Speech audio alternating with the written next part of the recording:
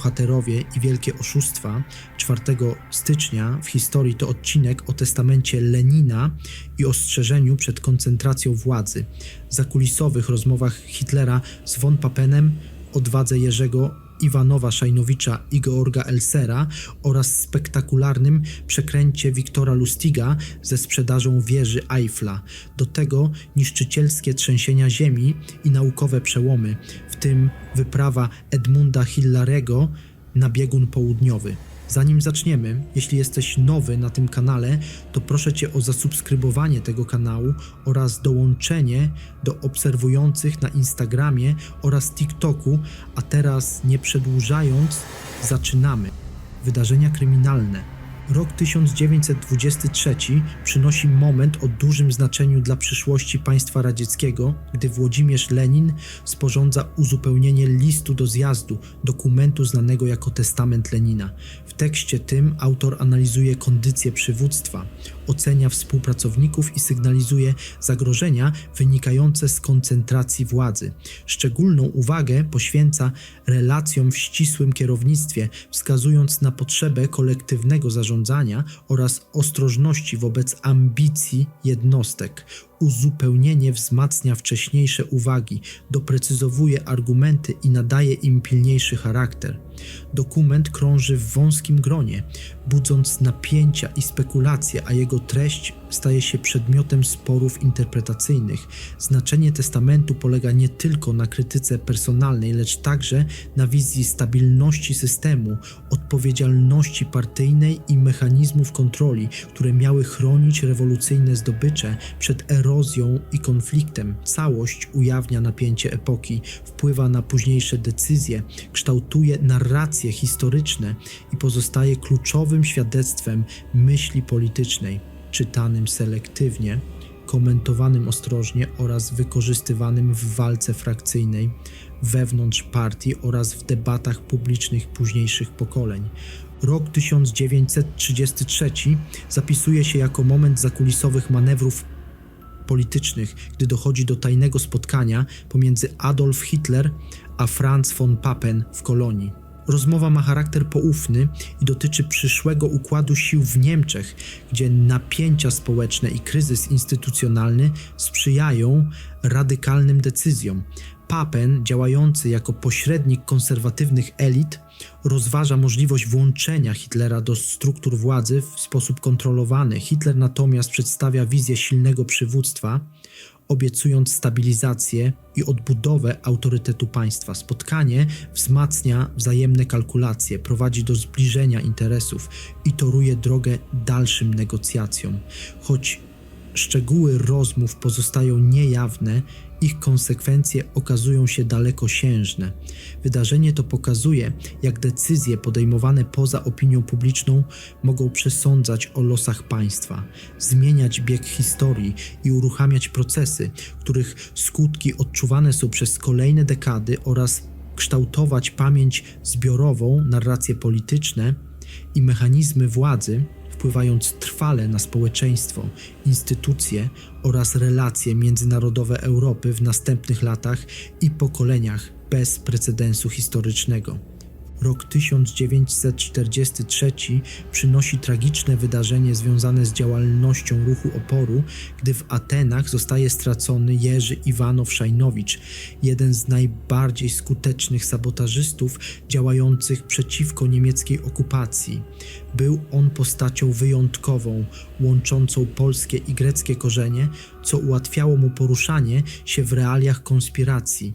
Przez długi czas prowadził akcje wywiadowcze i dywersyjne, uderzając w infrastrukturę wojskową oraz morale okupanta. Jego działalność wzbudzała podziw wśród aliantów i strach wśród Niemców. Po aresztowaniu był brutalnie przesłuchiwany, jednak nie zdradził współpracowników ani szczegółów siatki oporu. Egzekucja miała charakter demonstracyjny i miała zastraszyć lokalną ludność, lecz w praktyce wzmocniła mit bohatera. Śmierć Iwanowa Szajnowicza stała się symbolem poświęcenia, odwagi i bezkompromisowej walki z totalitaryzmem, a jego postać do dziś funkcjonuje w pamięci historycznej jako przykład międzynarodowego oporu, solidarności i niezłomności wobec przemocy oraz okupacyjnej dominacji. Rok 1890 otwiera biografię postaci, która w przyszłości przejdzie do legendy świata przestępczego, gdy na świat przychodzi Wiktor Lustig, uznawany za jednego z najinteligentniejszych oszustów XX wieku. Jego życie to pasmo misternie zaplanowanych manipulacji, opartych na psychologii, pewności siebie i perfekcyjnym wyczuciu ludzkich słabości. Największą sławę przynosi mu spektakularna mistyfikacja związana ze sprzedażą wieży Eiffla na złom, gdzie wykorzystuje biurokrację, pośpiech i chciwość potencjalnych nabywców. Równolegle zajmuje się fałszowaniem dolarów, tworząc banknoty tak przekonujące, że przez długi czas wprowadzają w błąd instytucje finansowe. Lustig porusza się swobodnie między elitami, zmienia tożsamości i role, unikając odpowiedzialności. Jego historia pokazuje, jak intelekt, obserwacja i bezwzględność mogą stać się narzędziami oszustwa na skalę międzynarodową, a sam bohater do dziś fascynuje badaczy, twórców kultury i miłośników historii kryminalnej jako symbol wyrafinowanego hochsztaplerstwa. Rok 1903 rozpoczyna historię człowieka, który samotnie sprzeciwił się nazistowskiemu reżimowi, gdy na świat przychodzi Georg Elser, niemiecki rzemieślnik i zdecydowany antynazista. Od wczesnych lat wykazywał nieufność wobec ideologii narodowego socjalizmu, obserwując narastającą przemoc i manipulację społeczeństwem. W roku 1939 samodzielnie planuje i realizuje zamach bombowy wymierzony w Adolf Hitler w monachijskiej piwiarni, działając bez wsparcia organizacji czy struktur konspiracyjnych. Kieruje nim przekonanie, że eliminacja przywódcy może zapobiec wojnie i dalszym zbrodniom.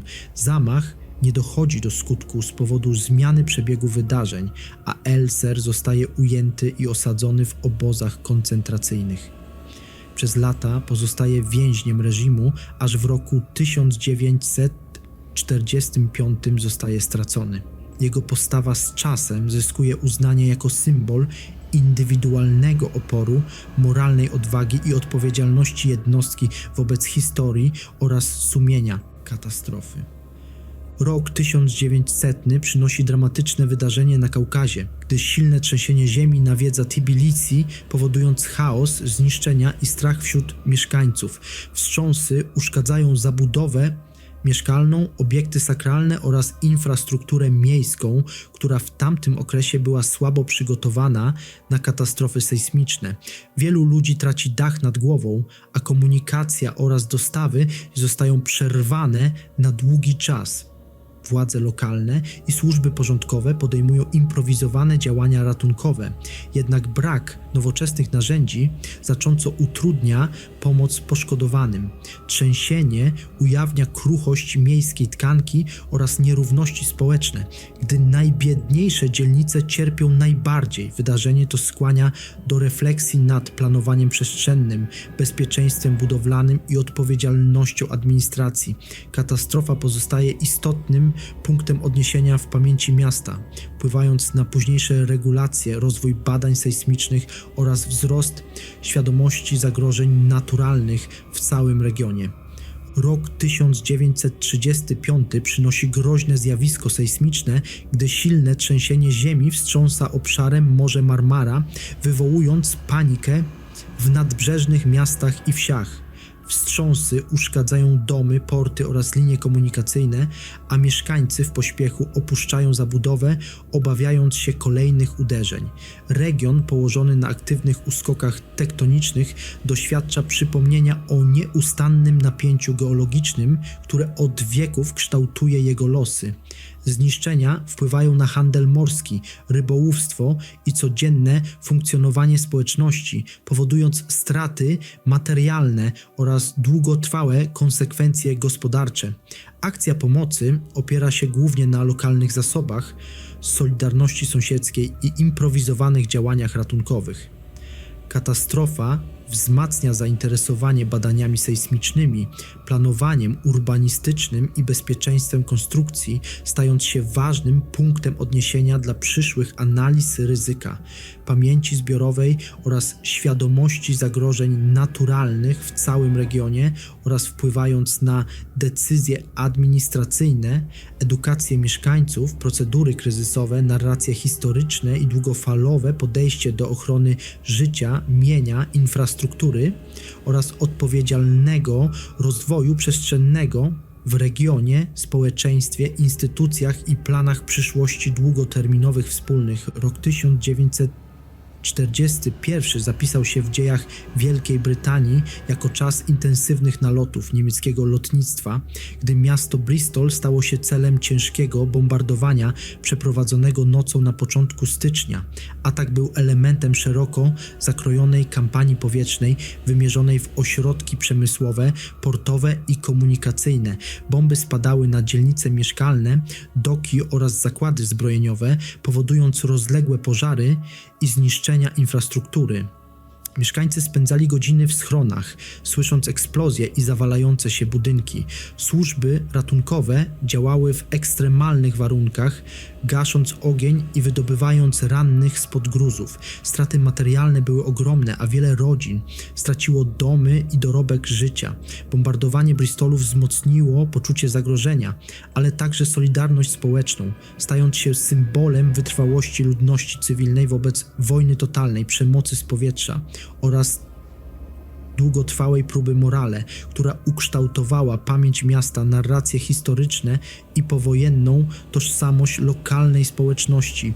Rok 1970 przynosi katastrofę naturalną o ogromnej skali, gdy silne trzęsienie ziemi nawiedza region Yunnan w południowo-zachodnich Chinach, rejestrowane według czasu uniwersalnego koordynowanego, określanego fonetycznie jako UTC. Wstrząsy sejsmiczne powodują masowe zniszczenia w miastach i wsiach, gdzie tradycyjna zabudowa nie była odporna na ruchy tektoniczne. Zawalone domy, uszkodzone drogi i przerwana łączność utrudniają akcję ratunkową, a wiele społeczności zostaje odciętych od pomocy. Katastrofa pociąga za sobą ogromną liczbę ofiar oraz rannych, a skala strat materialnych wpływa na funkcjonowanie regionu przez długie lata. Władze podejmują działania kryzysowe, mobilizując wojsko i służby cywilne, jednak ograniczenia logistyczne spowalniają pomoc. Trzęsienie ziemi w Yunnanie staje się impulsem do rozwoju badań sejsmologicznych, zmian w planowaniu przestrzennym oraz wzrostu świadomości zagrożeń naturalnych, pozostając trwałym elementem pamięci zbiorowej i historii regionu. Rok 2009 zapisuje się w historii Iraku jako kolejny akt brutalnej przemocy, gdy w mieście Bagdad dochodzi do zamachu bombowego, który wstrząsa lokalną społecznością i opinią międzynarodową. Eksplozja następuje w przestrzeni publicznej, w miejscu codziennego życia cywilów, co potęguje skalę tragedii i chaosu. Wybuch powoduje liczne ofiary śmiertelne oraz rannych, a zniszczenia obejmują budynki, pojazdy i infrastrukturę miejską. Służby ratunkowe działają w warunkach zagrożenia, obawiając się kolejnych ataków, jednocześnie próbując udzielić pomocy poszkodowanym. Zamach wpisuje się w długotrwały okres niestabilności, konfliktów wewnętrznych i walki różnych frakcji o wpływy. Dla mieszkańców Bagdadu wydarzenie to oznacza kolejne doświadczenie traumy, strachu i niepewności jutra. Atak wzmacnia debatę o bezpieczeństwie, odpowiedzialności władz oraz cenie, jaką ludność cywilna płaci za przedłużające się konflikty zbrojne, napięcia polityczne i destabilizację regionu. Nauka. Rok 1847 przynosi istotny moment w historii technologii wojskowej i przemysłu zbrojeniowego, gdy Samuel Colt sprzedaje pierwsze rewolwery rządowi USA. Transakcja ta oznacza przełom w podejściu do uzbrojenia, ponieważ broń bębnowa oferuje znacznie większą szybkostrzelność i niezawodność niż wcześniejsze konstrukcje jednostrzałowe. Rewolwery Colta wzbudzają zainteresowanie wojska, które dostrzega ich potencjał w działaniach bojowych, patrolowych i obronnych. Zamówienie rządowe stabilizuje sytuację finansową wynalazcy i pozwala na rozwój masowej produkcji opartej na standaryzacji części. Wydarzenie to przyczynia się do upowszechnienia nowoczesnych metod wytwarzania oraz zmienia sposób prowadzenia walki w konfliktach XIX wieku. Broń Colta wpływa również na kulturę, mitologię pogranicza i postrzeganie siły militarnej. Sprzedaż rewolwerów państwu staje się fundamentem potęgi przemysłowej firmy, a sam wynalazca zapisuje się trwale w historii jako symbol innowacji, przedsiębiorczości i technologicznej zmiany epoki. Rok 1866 przynosi ważne wydarzenie w historii astronomii, gdy zostaje odkryta planetoida nazwana Semele, poszerzając wiedzę ludzkości o Układzie Słonecznym. Odkrycia dokonuje Christian Heinrich Friedrich Peters, pracujący w obserwatorium i systematycznie badający niebo w poszukiwaniu nowych obiektów. Semele zostaje zaliczona do pasa planetoid krążących pomiędzy orbitami Marsa i Jowisza, regionu pełnego skalistych ciał, będących pozostałością po formowaniu się planet. Sam proces odkrycia opiera się na precyzyjnych obserwacjach, porównywaniu pozycji gwiazd i cierpliwej analizie zmian na nocnym niebie. Nadanie nazwy inspirowanej mitologią wpisuje się w XIX-wieczną tradycję astronomiczną, łącząc naukę z kulturą klasyczną. Odkrycie Semele przyczynia się do rozwoju katalogów astronomicznych, doskonalenia metod obserwacyjnych oraz lepszego zrozumienia dynamiki ciał niebieskich. Wydarzenie to pokazuje, jak konsekwentna praca jednostek poszerza granice wiedzy i zmienia postrzeganie miejsca Ziemi we wszechświecie. Rok 1914 przynosi symboliczne wydarzenie w świecie kultury i sztuki, gdy obraz Mona Lisa powraca do murów Louvre po latach nieobecności, które rozpaliły wyobraźnię opinii publicznej na całym świecie. Dzieło Leonarda da Vinci, uznawane za jedno z najcenniejszych osiągnięć malarstwa, wcześniej zostało skradzione, co wywołało międzynarodowy skandal, medialną sensację i falę spekulacji. Powrót obrazu ma charakter triumfalny i jest odbierany jako zwycięstwo kultury nad chaosem oraz przestępczością. Tłumy zwiedzających gromadzą się, by ponownie zobaczyć tajemniczy uśmiech, który stał się ikoną europejskiego dziedzictwa. Wydarzenie wzmacnia znaczenie ochrony zabytków, bezpieczeństwa muzeów oraz odpowiedzialności instytucji kultury.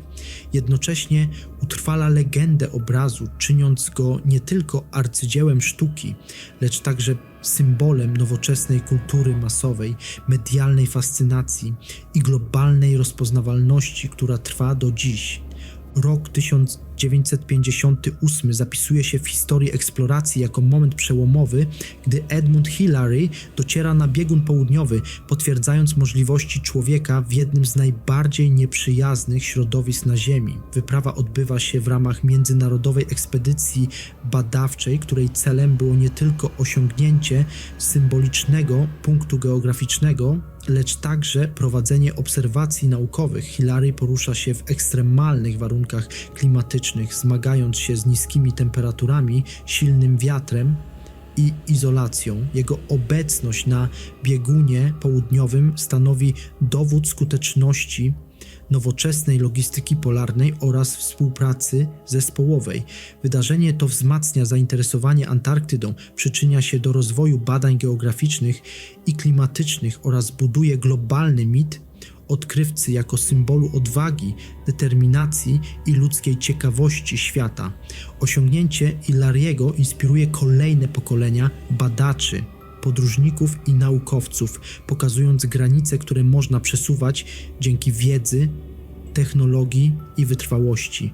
Rok 1960 przynosi istotną zmianę w europejskim krajobrazie gospodarczym, gdy zostaje utworzone Europejskie Stowarzyszenie Wolnego Handlu, znane fonetycznie jako EFTA. Organizacja powstaje jako alternatywa dla innych form integracji, skupiając państwa dążące do liberalizacji handlu bez rezygnacji z szerokiej suwerenności politycznej.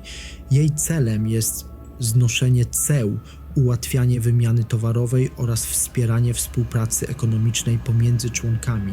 Utworzenie EFTA odzwierciedla różnice wizji rozwoju Europy, gdzie część krajów preferuje luźniejsze struktury zamiast głębokiej integracji instytucjonalnej. Porozumienie wpływa na dynamikę handlu międzynarodowego, konkurencyjność gospodarek oraz relacje z innymi blokami ekonomicznymi. Z czasem rola organizacji ewoluuje, jednak jej powstanie pozostaje ważnym przykładem poszukiwania kompromisu między współpracą a niezależnością. EFTA staje się narzędziem dialogu gospodarczego, stabilizacji rynków oraz adaptacji do zmieniających się realiów politycznych i ekonomicznych kontynentu europejskiego w drugiej połowie XX wieku. Rok 2011 przynosi zjawisko astronomiczne, które przyciąga uwagę milionów obserwatorów, gdy nad dużą częścią kontynentu europejskiego dochodzi do częściowego zaćmienia Słońca. Zjawisko polega na tym, że Księżyc przesłania fragment tarczy słonecznej, powodując wyraźne przyciemnienie światła dziennego i zmianę atmosfery otoczenia. W wielu regionach Europy niebo nabiera nietypowego koloru, a temperatura chwilowo spada, co jest zauważalne nawet dla osób nie zajmujących się astronomią. Obserwatoria, szkoły i instytucje naukowe organizują pokazy edukacyjne, podkreślając znaczenie bezpiecznych metod obserwacji. Zdarzenie to staje się okazją do popularyzacji wiedzy o ruchach ciał niebieskich, mechanice Układu Słonecznego oraz cykliczności zjawisk kosmicznych. Częściowe zaćmienie wzmacnia społeczne zainteresowanie astronomią, łączy naukę z codziennym doświadczeniem i przypomina o miejscu Ziemi w dynamicznym, stale zmieniającym się wszechświecie, który oddziałuje na ludzką wyobraźnię, kulturę i naukową ciekawość kolejnych pokoleń. Jeśli chcecie osobny, bardziej szczegółowy odcinek o jakimś wydarzeniu z 4 stycznia, napiszcie o tym w komentarzach i zostawcie łapkę w górę.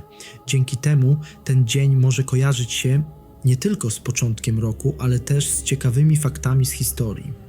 Dzięki za oglądanie i do następnego.